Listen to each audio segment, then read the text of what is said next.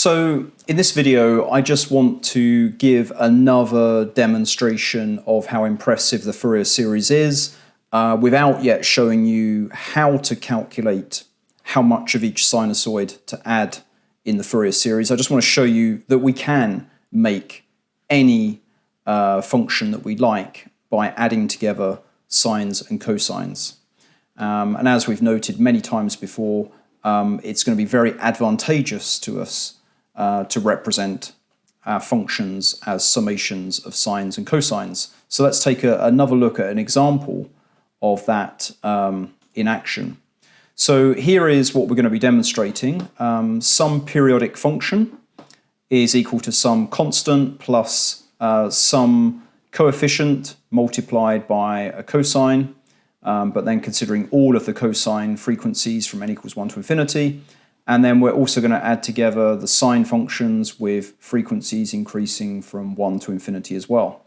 And so visualize, that means f of x is equal to some constant offset, that's cos of 0, plus some amount of the first frequency and some amount a2 of the second frequency, some amount a3 of the third frequency, and so on. And because we're using that omega 0 there, it means we're not forced to be in the interval 0 to 2 pi here. And likewise, the sine functions look just like this. That's the sine defined over some fundamental period t0, determined by omega 0. If omega 0 is 1, then t0 is 2 pi, and this is just your regular sine function. So b1 of sine 1 omega 0 x, and then b2 sine 2 omega 0 x, and so on. So let's see this now in action. So what I've got here is a phantom used in medical imaging simulations for simple testing purposes. And because I'm going to show this in 1D, all I've done is take a line profile through the middle of that image, and I'm just showing that 1D profile f square brackets x there. And so you can see the function out here is equal to 0, goes up to a value of 1, back down to about a value of 0.2, dips close to 0, back up to 0.2, and so on. So this is just representing the intensity of the pixels along a horizontal profile through that Shep-Logan phantom. Right, so that's the starting point. So this is the function that we're going to be synthesizing with sines and cosines. And because this is a Fourier series that I'm demonstrating, then strictly speaking, this function repeats from minus infinity to plus infinity. So just imagine that profile being duplicated an infinite number of times along that horizontal axis of the independent variable x.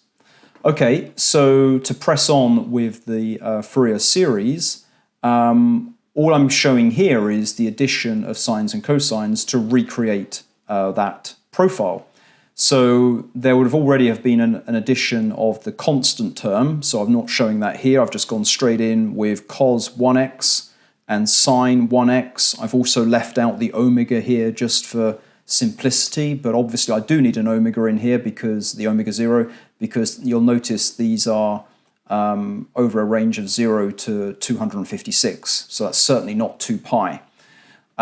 So my basic cosine runs over that distance, so 1 minus 1, 1, and the sine 0, 1, 0, minus 1, 0.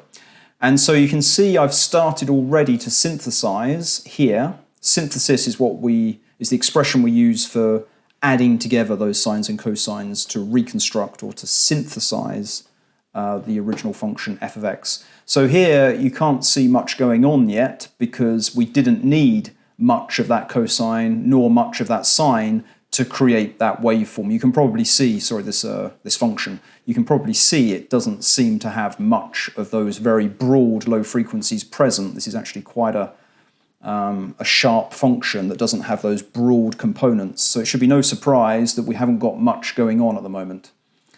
So when I go to the second frequency, so now we've got two waveforms for the cosine, two waveforms for the sine. What I'm doing is taking some amount, some coefficient a2 of the cosine and some coefficient b2 of the sine function, sine 2x, adding those together, And this is now what I'm getting. So nothing much exciting yet.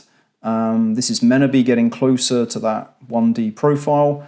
And so on the right-hand side here, I'm plotting the discrepancy, the error between this function and that function. And you can see, in fact, that error does actually shoot off negative here because we are well short of those large spikes that are a value of 1. We're only about a value of 0.2. So this is a negative error that's not being shown. Now let's go on to the third cosine. So we've got 3 waveforms, the third frequency, 3 waveforms in that interval of 256, and we've likewise got 3 sine functions. I'm adding those together, again, with some coefficients, A3 for the cos and B3 for the sine. And again, we're going to be finding out how to calculate those coefficients. That's going to be critical. We'll get to that in another section. Adding them together, and I get this synthesis here. Still not very promising, but might be a bit closer to this profile. Now I'm going to the 4th frequency, so I'm getting 4 waveforms in those intervals, and again the synthesis here, the error is still looking pretty bad. Now up to the 6th frequency, again you can see it's still quite a way off at the moment. Time I've added on the frequencies all the way from cos 0, 1, 2, 3, all the way up to cos 10, and sine 1 all the way up to sine 10. You can see we've got the signs of hope now that this synthesis, the addition of those 10 cosines plus the offset and the 10 sines, is beginning to get closer to that profile. Time we get on to 16 sines and 16 cosines plus the offset. You can see this is beginning to shape up now in the synthesis. Time we get to 28 of them. Obviously I'm skipping a few here, otherwise we'd be here a very long time. We're now getting much, much closer to that original 1D profile.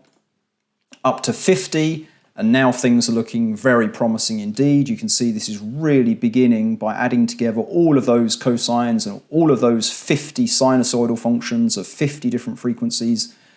We really are beginning to now get something that looks very much like the profile of the original function that we're trying to synthesize. And the error is getting reassuringly smaller as well.